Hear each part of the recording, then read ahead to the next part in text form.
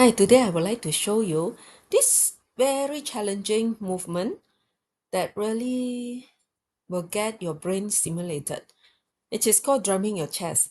As you can see from this preview video, it looks simple, but it took me a while to practice. So now, here are the instructions. Start with one hand. Take up your left hand with your palm open. Move your palm towards your chest and lift your chest outward. So repeat this movement for a few seconds. Now, let's take up another hand with your palm open and move your hand up and down. So practice this for a few seconds. When you are more ready, we shall practice this with two hands simultaneously.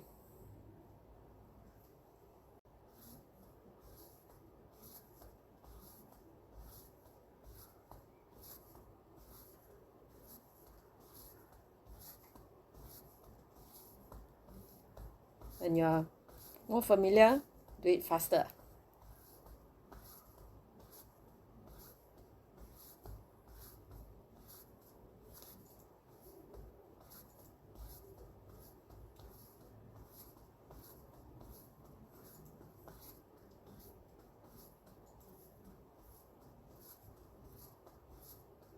Faster.